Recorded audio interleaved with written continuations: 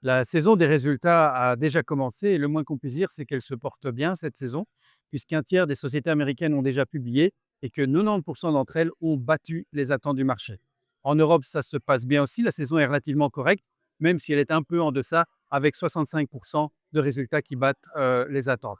Alors, si pour les États-Unis, on regarde bien sûr pour la technologie, on regarde vers l'Europe quand il s'agit du secteur du luxe. Et le moins qu'on puisse dire, c'est que cette saison a bien démarré pour le luxe également puisque Kering, la maison mère de Gucci, a surpris positivement avec des résultats plutôt solides un peu partout, y compris aux États-Unis.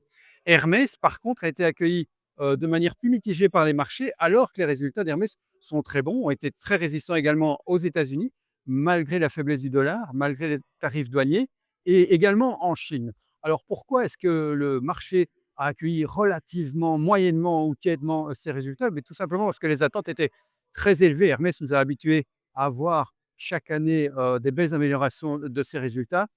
Ceci étant dit, même si lors de la publication, la journée était relativement moyenne pour Hermès, on notera tout de même que sur le mois d'octobre, l'action a performé de 5%, confirmant ainsi les attentes et les tendances d'ailleurs qu'on observe depuis plusieurs mois.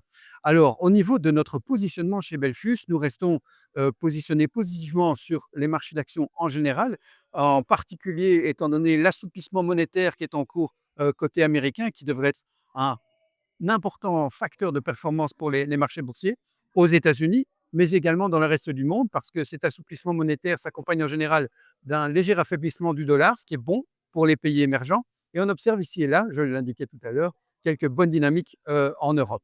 Il s'agira bien sûr de diversifier, étant donné les risques géopolitiques qui peuvent se produire un peu partout dans le monde. Et enfin, le secteur privilégié, bah, ça reste finalement quand même aux États-Unis, le secteur de la technologie qui a tiré les marchés jusqu'ici et qui, d'après les perspectives qui s'annonçaient, se confirme, devrait rester porteur à court terme et à long terme.